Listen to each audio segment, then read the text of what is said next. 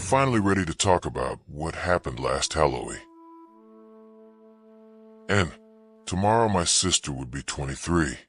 It's going to be a rough one for my parents, but I don't think they've given up hope that any second she'll breeze right in the front door to blow out the candles on her cake. She won't, of course. I think my sister might be dead. She was always so stupid. Please understand that I say that with all love. Laura was naive and trusting, gullible. The police still think she ran off with one of her many past flings. Any boy could have told her any lie, and she'd swallow his story. Hook, line, and sinker.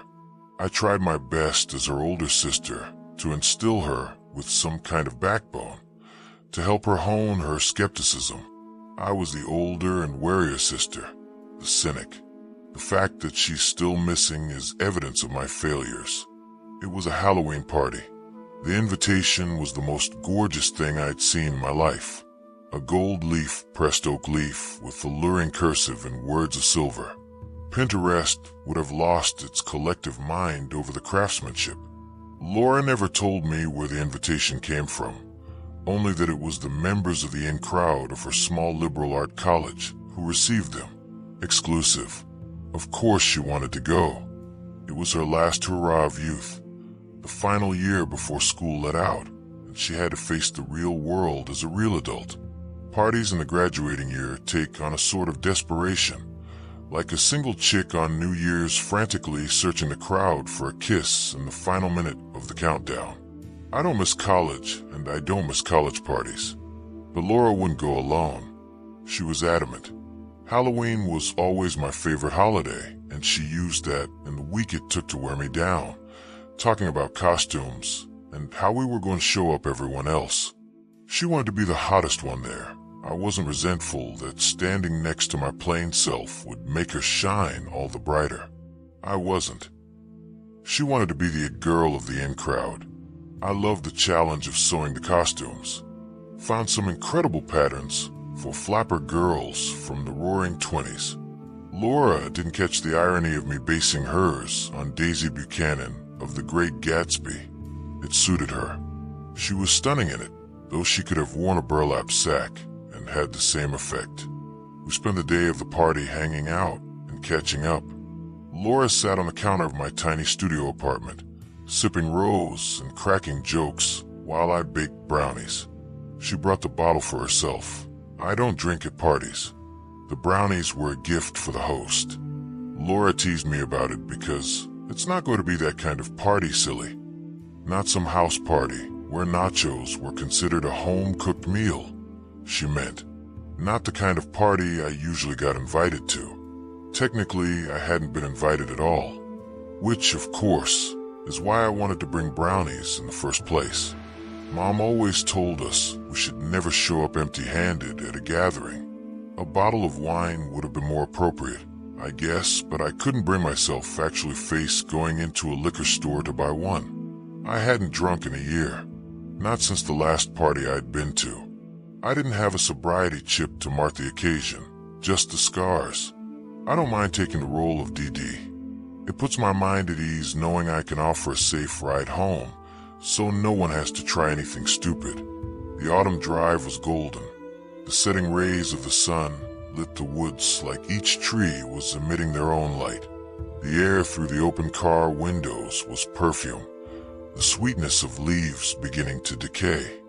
I have a perfectly clear memory of the light hitting Laura's profile at the perfect angle to make her eyes glow as she grinned and fiddled with the music, carefree and unburdened in a snapshot of what should have been a perfect day. We took some wrong turns. The invitation's directions were precise, but the twists and turns of small rural roads got the best of us a few times. So it wasn't until after sunset that we found a cluster of other cars in an otherwise unassuming patch of bare dirt that let us know we had arrived at the right place. We went the rest of the way on foot, guided by sound of music. I thought the invitation had been a work of art, but it paled in comparison to the spectacle that was the rest of the party. If you gathered the greatest minds of the greatest hipster wedding blogs and shut them in a think tank With an unlimited budget, for a month, you might get something close. The clearing was dominated at the center by a single tree, the most massive oak I'd ever seen in my life. The boughs were laden with what must have been hundreds of colored glass jars, each lit by a tiny flickering candle. My camera. My sister clutched my arm suddenly. I can't believe I forgot my camera. I was too awestruck to respond. Belatedly, I realized the music that had led us down the path was live. A 5-piece acoustic band played something I imagined to be the background soundtrack of Florence Welch's Brain. Though I'd poured my heart and soul into our costumes, I suddenly felt very inadequate and underdressed. Apparently, it was a themed party. Nearly every other guest was in elaborate stage-quality costumes that could have at any second broken into a production of A Midsummer Night's Dream. A masquerade menagerie of forest animals milled through the clearing. The animal head masks were startlingly detailed. A hawk glared sideways at me from across a massive bonfire, and the flames danced in the liquid reflection of his resin eye. There was a collective shift as we entered the scene. Subtle, but they're all the same.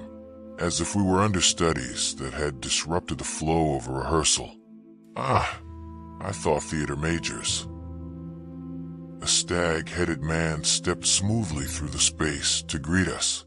His voice was muffled through the mask, but baritone and pleasant. I wondered if he belonged to the band and was taking a break. Welcome. We're glad you made it. It's a bit of a labyrinth on those country roads. Please, help yourself to any refreshments you like. We're only just getting started. He gestured to a pair of long, low wooden tables laden with platters of mouth-watering food.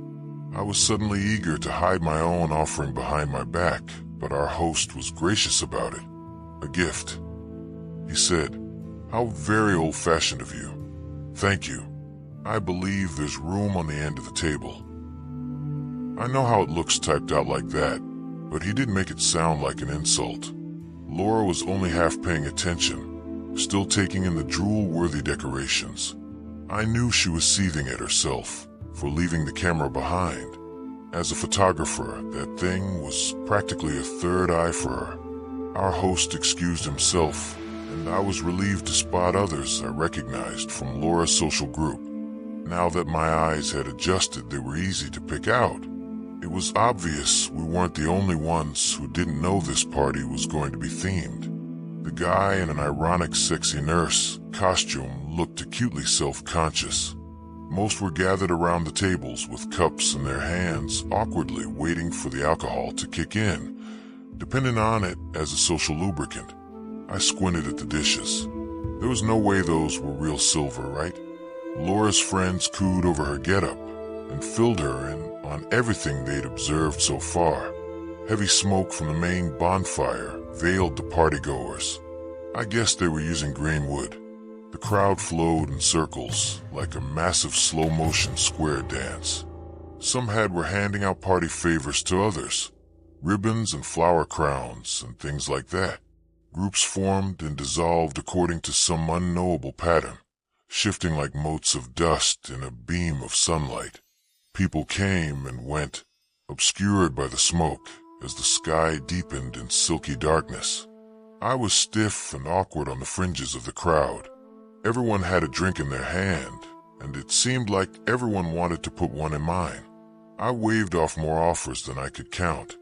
A sparrow, a rabbit, a pair of feral-looking foxes. With the many masks, it felt like feeding day at the petting zoo. Only I was the animal in the pen. It was overwhelming, overstimulating. I couldn't focus well enough to carry on a conversation. Each thought I had was as hard to catch as the smoke that stung my eyes and settled heavy in my lungs. It was perfumed with something. I thought until I saw a bear throw a leafy branch onto the flames. The fragrance was only leaves. I don't drink at parties. I had very little to do until the music picked up, and I felt something wild sing out in my blood. A ripple of excitement made waves through the party, and wordlessly the people began to dance.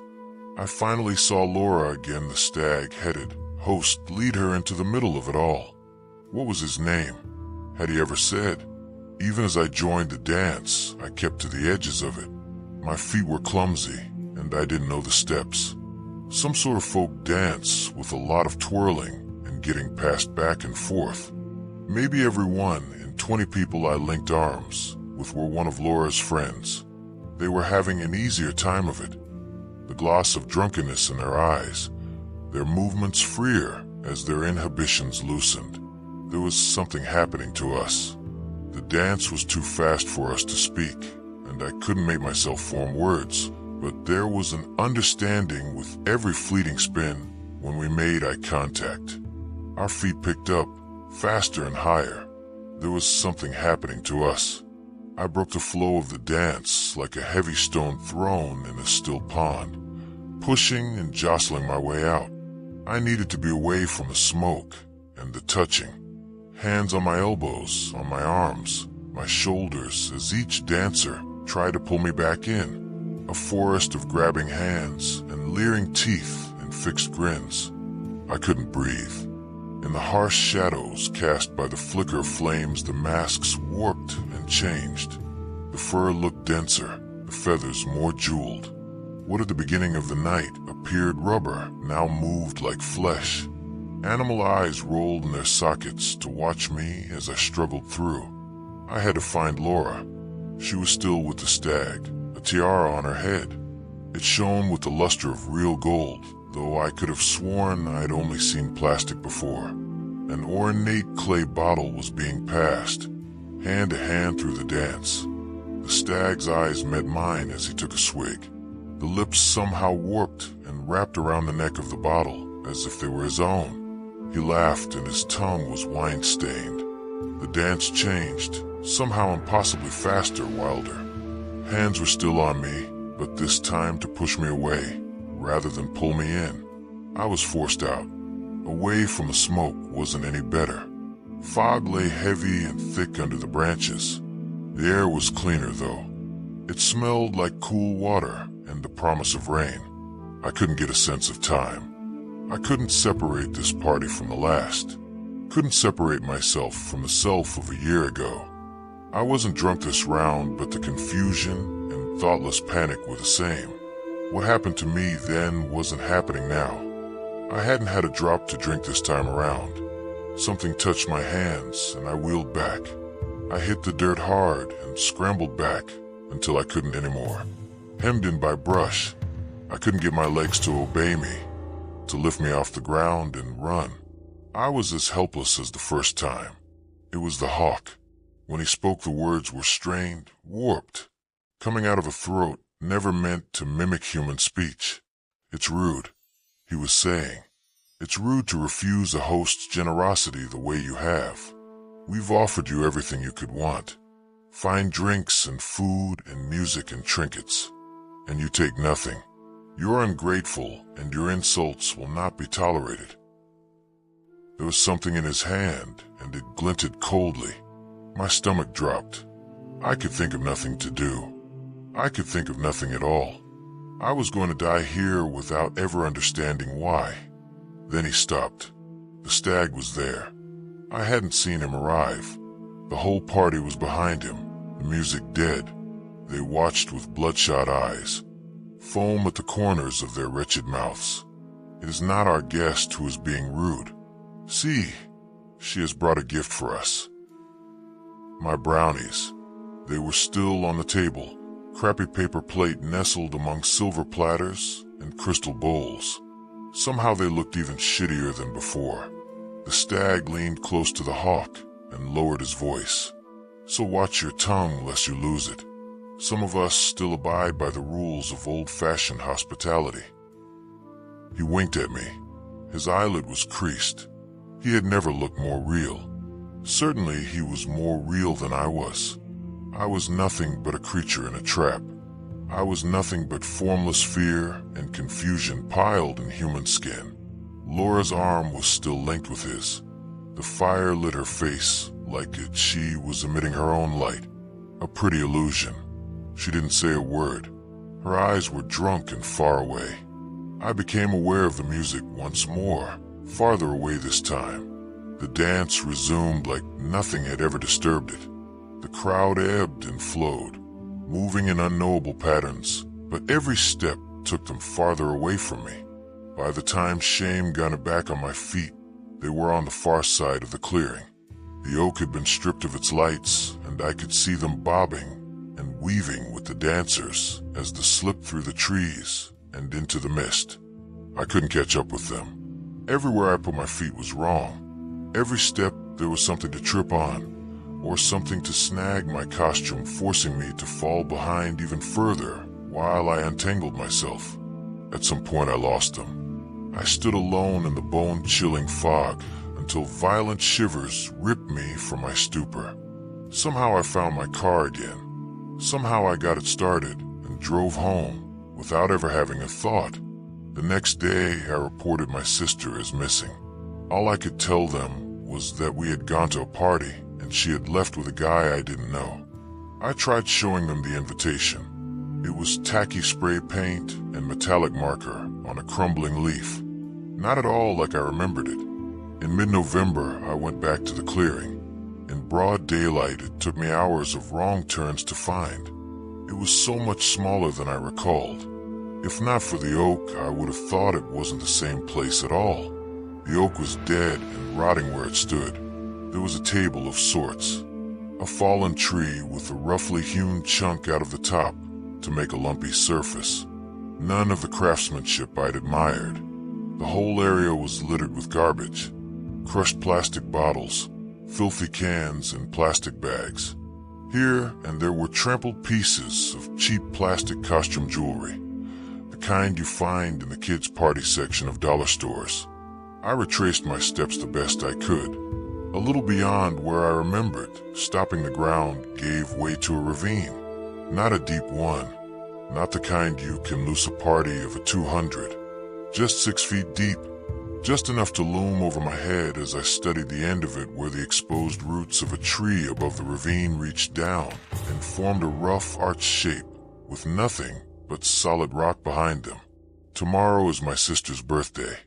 She's not going to waltz back home like she's attending some twisted surprise party. It's too early for that. The door won't be open yet. I'm finally ready to talk about what happened last Halloween, because this one, when the door opens again, I'll be going through to bring her home.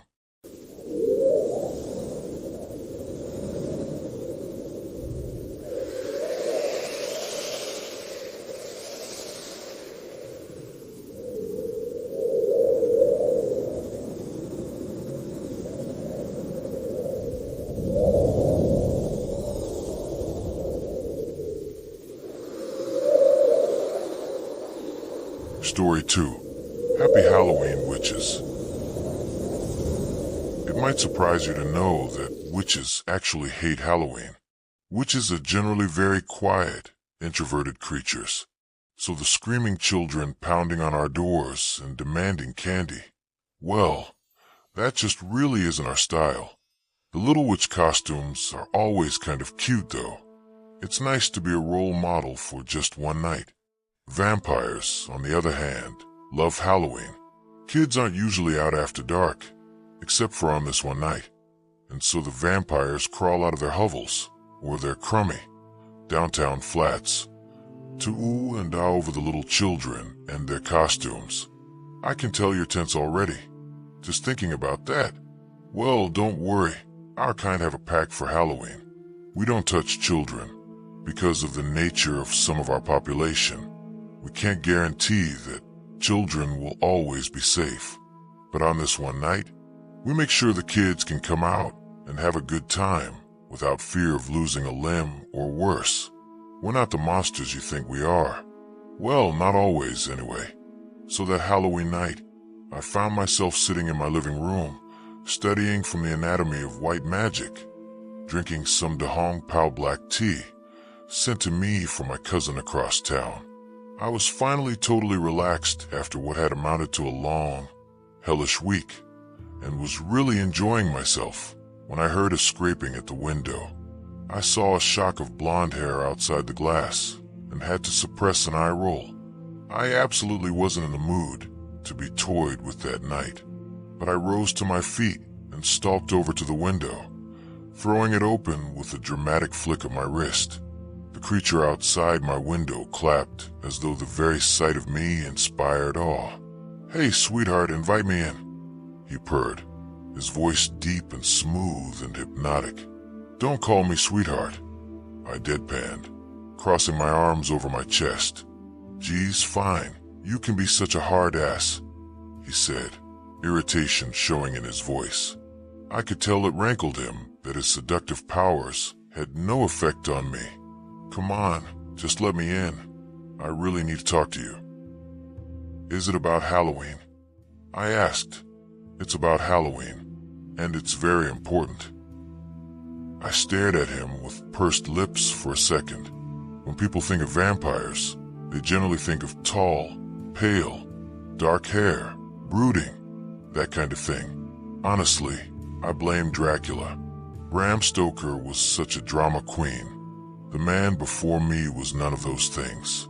He had sandy blonde hair and a deep tan, flashing blue eyes and blindingly white teeth. He had a real beach boy aesthetic, and they call this guy a creature of the night. I scoffed.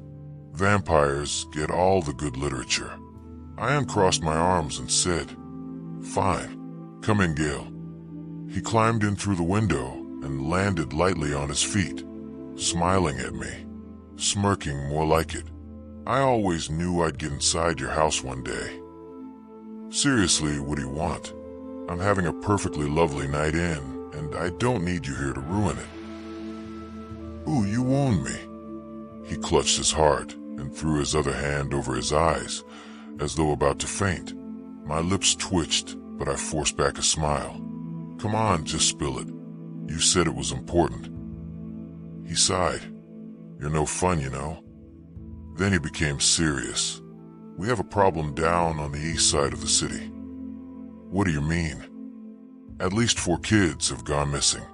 They were trick-or-treating together. I ran into their parents, who were pretty frantic with worry. It could be nothing, but I have a feeling that somebody has taken them." "Do you have anything to base this feeling on?" I asked. He shrugged. "No, but it's a pretty bad feeling. I'm gonna go look for them. I'd appreciate if you'd help me out." I gazed longingly at my tea and book. I'd really much rather have stayed inside. But Gale was only 200 years old. He was still finding his feet as a vampire, and it would be just like him to run off and do something stupid and get in totally over his head. And then I'd have to deal with the fallout. At least, that's what I told myself. So I'd have an excuse to say yes. I heaved a put-upon sigh. Fine, let me get my coat." And shut the window. "We're going out through the door, like civilized people." I turned to grab my coat, then thought better of it. I ran to the closet near the foyer and pulled out a black cloak, a bag, a pointed black hat, and a broom. I heard Gale muffling laughter behind his hand. "Wow, are you for real right now?" "It's Halloween," I shrugged. I might as well look the part. I didn't wait to hear any of his other comments before stalking out the door in search of whoever was ruining my night. It only took me a moment to get us to the other side of town. Witches have a lot of ways of getting around. My favorite method is to manipulate reality, melt the reality we exist in, and transfer to a reality where I'm at my target destination, then merge the 2 reality strands. Sci-fi fans would like you to believe that this is dangerous, but their fears are vastly overstated. There is nothing so mundane and easy to manipulate as time. Gale, however, was not nearly so used to this sort of magic. He crouched down with his hands, clutching his head, when we stopped. "What's wrong? Feeling a bit queasy, are we?" I asked. I was glad I had chosen a secluded area as my destination. That way nobody would bother us to ask if he was okay. How do you do that and not vomit every time? Seriously. He looked pale as he focused on taking deep breaths. I waited patiently as he calmed himself down. We were back on the move 5 minutes later, watching all the children running around, giggling, screaming. "Look, Mom, it's a witch, a real witch," shrieked a little girl. She had a sparkly purple tutu, a pointed hat, and a very ornate wand that I surmised she had painted herself. "I see that, sweetie," said her mother. She winked at me and I laughed. "Hey, you're good with kids," said Gail as we turned down a side street. There were fewer kids the further we moved, even though this part of town was pretty densely populated. "You sound surprised." My voice was dry, and I was shocked to find myself a little offended. "I just never knew you liked them is all. I could get you one, if you want." He waggled his eyebrows at me, and I gave him a look of total disgust.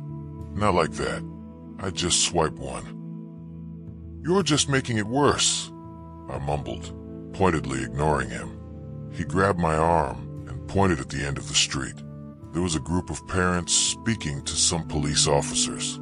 That must be why the trick-or-treaters are staying away from here, I thought. "Let me get a little closer. I'll see if I can hear what they're saying," said Gail, slinking off down the street, hiding in the shadows of the buildings. "Don't get caught," I hissed. I stood there awkwardly in the dark, wondering if I should have followed him. I was beginning to feel nervous for absolutely no reason at all. I wondered if it was a premonition. No, that can't be it, I thought. Gail just got his panties in a bunch over nothing. Hell, the cops will probably find the kids before we do. Maybe they just snuck off to the woods or something. Gail reappeared next to me while I was lost in thought, and I just about shrieked. "Don't do that," I said. He grinned at me. "I knew I could get you." I heard the parents say the kids disappeared while they were on J Street. The parents took their eyes off of them, and when they turned around, the kids were gone. Geez, how can they just let kids out of their sights on Halloween? I mumbled in irritation. It's like they want them to get killed. Well, we might as well head down to J Street. Keep an eye out for anything suspicious. "Don't worry, I'll sniff them out," Gail replied. I shuddered a little at that. It's true, vampires have very keen senses, and a super hearing or super smelling might turn out to be useful in just such a situation. But it still weirdly grossed me out. Unnatural, that's what it is. Yeah, I know I'm one to talk. As we headed towards J Street, Gail asked, "What will the association do if it's one of us?" The association is hard to explain. It's sort of like our version of government. It's a bit less restrictive, I guess. They don't have many rules. It's just that the rules they do have are very, very important. You really don't want to break them. Trust me. Well, there will be an investigation, I'm sure. And once the association makes a decision, I guess it would be death. Gail paled. You mean like permanent death? Yup. I was sort of enjoying watching him squirm. So you better watch yourself. One misstep, and you could have a blessed wooden stake right through your heart. He glared at me. That is not funny. He stopped short just as we stepped onto J Street. He lifted his head and took a long sniff, like some kind of hunting dog. I could just picture him with ears and a tail. It was actually a cute thought. Oh no. No. I shook my head to clear it of that horrifying vision just as he looked at me with excitement. I can smell it. They're here. I know it's them. What do you smell? Blood. Shit. Is it a lot of blood? I mean, the smell is pretty strong, so there must be a significant His grin faded as he realized the implications of what he was saying. Well, maybe it isn't them after all.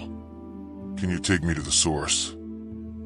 He nodded and started down the street with renewed vigor. So, are you going to tell me your real name? Gail asked. Nope. Gail frowned at me. Come on, we're friends. Nothing doing. Surely you don't want me to call you Ambrosia forever. I grimaced. Ambrosia is the name given to me by the Council of Witchcraft. It's symbolic, but also practical. It It binds me to the other witches in our community, and if I were to ever break our code, they could use it to subdue and restrain me. Plus, no witch gives out her real name. Our real names hold unbridled power over us, and to do so could very well mean suicide. But still, Ambrosia, that's got to be the worst name in the history of names. Seriously, I'll think about it, I answered. Hey, if you don't want to use that name, why don't you just join a coven instead? No, my voice came out much louder than it needed to be. But seriously, I would never dream of disgracing myself by joining a coven. Covens are for witches who are ejected from the council and who are stuck in the Middle Ages. You know those pictures of witches you see, where they're a bunch of old, haggard women covered in boils and eating children? Yeah, those are the kind of crazies you get when you start a coven. Hard pass. Hold on, said Gale, holding up his hand. His head tilted to the left, and he sniffed the air again. It's there. He pointed to a rather large house with the lights off. It didn't look like a super welcoming place. No Halloween decorations, no sign of any life. I wondered why the kids walked up to it, other than the fact that, kids are dumb and tend to do dumb things. All right, let's go in. We made our way up the pathway, and I stooped down in front of the door. After discovering the door was locked, I slipped a bobby pin from my hair and started to jiggle it around the lock. Come on, don't you have some kind of, door unlocking spell? Asked Gale. He was bouncing on his feet, eager to find the source of all the blood. Yeah, I don't use magic on something that stupid. Picking a lock is easier and, honestly, faster. I heard a click and tried the handle again. This time it turned. Okay, let's go. We entered the house, prepared to search it from bottom to top in order to find the source of the blood. But it turns out we didn't have to. We found a body slumped against the wall in the foyer, blood smeared on the walls and pooled on the floor. Gale swore as I knelt down by the child and put my finger to his throat. He was definitely dead, as if the sheer amount of blood loss hadn't already given me my answer. The child couldn't have been more than 8. He'd been wearing a Superman costume that was now torn in the chest. He had multiple stab wounds in his chest cavity and a few in his legs and arms. His eyes were blue and glassy. "What do we do?" asked Gale, all traces of his earlier humor gone. "First, let's find the others," I said. I stood up and gave the dead kid a pat on the head, as though it would comfort him. Not that he really needed it anymore. A few blood drops led us further into the house, past the dining room and into the kitchen, where we found what appeared to be the basement door ajar. As we approached the door, we could see a light and hear the faint sound of somebody crying. "That must be it," I said. I turned to Gale. "When we go down there, our primary goal is to get the kids out.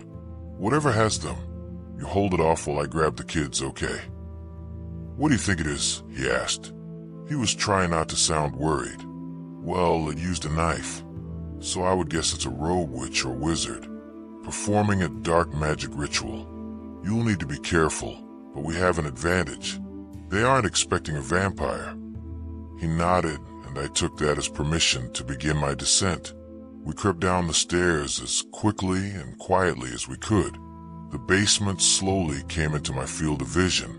There were 2 children tied and gagged in the far corner of the basement, a spaceman and a pirate. At the other end of the room, there stood a man with his back to us. He was holding a young girl against the wall by her left hand. She, too, was gagged, and she was dressed like a witch. I saw the man had a knife in his hand, and I realized what was happening the same second that Gale did. Holy shit, he's human, isn't he? Gale didn't bother whispering or concealing his voice. Everyone in the room turned to look at him, me included, and I glared. "What?" he shrugged. "This'll be a piece of cake, honestly." I looked back at the man and the girl and saw that she was missing a finger on her hand, the man having sliced it off with his knife. My eyes went dark and I saw red. "All right, Gale, kill him." Gale's face went slack and his fangs peeked out from under his lips. He rocked back on his heels and then lunged towards the man. You'll notice that I haven't actually told you what the man looked like. The murderer, and there's a good reason for that. See, he was just so ordinary. When I first laid eyes on him, the scene seemed so absurd to me. He looked like a regular, middle-aged, balding salaryman. There was nothing sinister about him, nothing that would indicate that he was fucked up, that he liked murdering children. And somehow, that scared me more than anything I've ever encountered in our world. And it's something I don't like to think about. So I watched Gale lunge at the man with something akin to relief. As Gale slammed the man into the wall, he dropped the child and she sat on the ground, sobbing behind her gag. I ran to her and grabbed her, dragging her back to the corner with her friends. I sat her down by her friends and started searching the floor frantically. I spotted her finger on the ground and grasped it, bringing it towards her. She was pale and hyperventilating, about to enter into shock. I placed her finger back in its rightful place and reached into my bag, grabbing out a handkerchief and a small blue vial. I wrapped the handkerchief around the hand and finger and breathed over it, mumbling a spell to myself as I did. I poured the blue solution onto her hand and let it soak into the cloth. I waited for a beat or two before removing it. Her finger was reattached and good as new, with nothing but a small white scar to show that it had ever been injured. She stared at it in wonder, her breathing evening out. I reached up and pulled her gag off. "Hi there. My name is Ambrosia. What's your name?" I asked her. She stared at me uncertainly for a moment. Her eyes shifted behind me, and I could hear the slurping, sucking sounds Gale was making. No, don't look there, look at me." Her eyes shifted back, and she took a deep breath. "S. Samantha," she said. I smiled at her. "That's a beautiful name.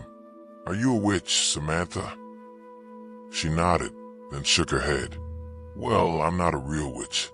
I'm just pretending." "I see. You could have fooled me. You look just like a real witch. Samantha, I need you to do me a favor. I need you to face the wall and not turn around. I'm going to untie your friends, and then we're going to go find your parents. How does that sound?" She nodded and turned towards the wall. I slipped a switchblade out of my pocket and cut the ropes off the other children. "All right, guys, let's get out of here, shall we?" "What is he doing to that man?" asked the pirate. I had a very good idea of what Gale was doing, but I decided to avoid that particular topic. "You guys don't have to worry about that. That man isn't going to hurt you anymore, and my friend wouldn't dream of hurting you. We want to help you. That means you have to come upstairs with me, all right?" The kids nodded, a little hesitant, but still trusting. I couldn't imagine still trusting someone after what they'd seen, but that's what's magical about kids. I led them upstairs. I kept them distracted while we walked by the body of their friend. As we reached the door, I turned around and knelt down. I whispered a few words in each of their ears and watched as their eyes went blank. I ushered them out the door. "Your parents are down the street, waiting for you. Go on now." They walked away in something of a daze. A quick memory wipe will do that to a person. I turned back and looked at the dead child in the foyer. "Now what do I do with you?" I murmured. I stared for a moment, then walked back down to the basement. Gale was kneeling over the body of the murderer, covered in his gore and blood. The man had been eviscerated, his entrails pulled out and spread around the room in disarray. His fingernails had been pulled out and shoved into his eyes. His teeth were scattered all over the floor. Dude never had his wisdom teeth taken out, I guess. He was still gurgling and choking on his own blood as I walked over. I could see that Gale had left him alive, at least for the time being. "Geez, could you take any longer?" I asked. The man's head jerked towards me, terror written in the lines of his face. I looked away and focused on Gale. Well, after what he did to the other kid, I wasn't going to give him a quick death. Blood dripped from Gale's lips and covered his front. His pupils were so large they overtook the color of his eyes. That happens when they feed. I'm not sure why, but I've always found it enormously attractive. But I found it even more attractive that he was showing enough self-control to make this son of a bitch suffer. Well, we need to pick up the other kid's body and get out of here. So if you could finish up. He nodded and grasped the man's face in both his hands, straddling the body. He yanked hard and fast. The sound of his flesh distending and snapping was sickening. His body flailed a moment after the decapitation, but it didn't last very long. It was a relief when he stopped moving. I didn't want to think about the world housing that kind of human. Help me grab the kid, will you? We went upstairs, and Gale lifted the child into his arms. He looked at me in confusion. What do you want him for? Don't you think maybe we should just leave him here for the police to find? I shook my head. I can do you one better. I grabbed onto Gale and transported us back to my house. My plan already in place. Remind me why we're doing this again. Gale was sitting on my back porch as I placed the child in the coffin. It's a beautiful coffin. It's made of oak and has intricate carvings all over it. More importantly, it is etched with runes, thousands of them. I shut the lid and caressed it, reading through some of the runes. I smirked a little at Gale's confusion. He was about to get a first-class show, that's for sure. Are you gonna, I dunno, bury him or something? I just laughed and shook my head. Have you ever heard of necromancy? He recoiled a little. I thought you were a white magic witch, not a you-know. Geez, necromancy isn't all about black magic. I mean, sure, you could do it that way, but it's a lot harder and it's pretty disgusting. You have to cook and eat a dog, and abstain from the sight of women. It's a pain, and the end result is distorted. But if you do it using white magic, well, if you're lucky, it just might work. The results aren't guaranteed, but hey, it's better than nothing. As I spoke, I took off my jacket and rolled up my sleeves. I flexed and stretched my fingers. I didn't want to pull a muscle in my hand with what I was about to do. He looked at me like I was insane. How come I've never heard of this? I shrugged. You're young. There's lots of things you don't know. Like your phone number. He flashed a smile at me, and I shook my head in despair. There's no hope for you, seriously. With that, I stretched my hands over the coffin. I began to mutter to myself, reciting the runes that graced the lid. My voice fell into an even cadence as I grew louder, the world fading around me in my concentration. On the fifth line, I brought my right hand to my left wrist, feeling for the pulse that beat just below my skin. On the 10th line, I plunged my fingernail through my skin and into my artery, letting my blood drench the lid of the coffin. It seeped into the rune carvings and disappeared while my chanting continued. I could hear other voices joining me. Now, voices from different times and spaces and existences. I finally recited the final and 20th line, my strength failing me. I let myself fall forward on the lid of the coffin, my blood still flowing freely from my wrist as I struggled to breathe. I was losing a lot of blood very quickly.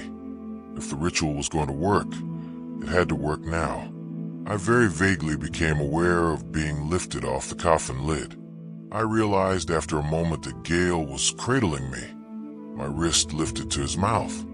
He was licking my wound, which, I realized, had closed when it came in contact with his saliva.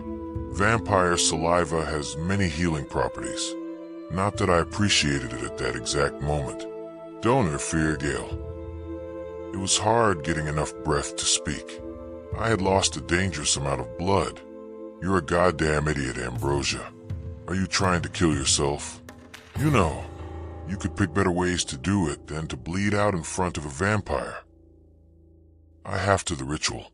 No ritual is so important that you endanger yourself like that. What the hell were you thinking? A bit of clarity was coming back into my head. I opened my mouth to retort when he and I both heard it. A tentative knock was coming from inside the coffin. Hello? Is anybody there? Gail's jaw dropped, and I struggled out of his arms, wrenching the coffin lid open. The little boy looked at me in terror. His wounds, however, were gone and the blood had vanished from his costume. I wanted to laugh and cry at the same time. It was a victory I never expected. I struggled to help him out of the coffin until Gail took over. I didn't even mind. I was so elated. It worked. I couldn't believe it worked. The coffin was a family heirloom, and while I knew of its powers, I'd never tried to access them before. It takes a perfect specimen. The boy was freshly dead and had a pure, innocent soul. With anyone else, who knows if it might have worked? Furthermore, the ritual is incredibly dangerous, and many witches have died trying to complete it. That night, I easily could have been one of them. We sat the kid down and learned his name, his address. He was confused and didn't remember anything except for being out and about with his friends. He had no memories of his murder, which was good. We didn't have to wipe his memory at all. We told him he hit his head, that we'd found him on the sidewalk, and brought him to my place to see if he was okay.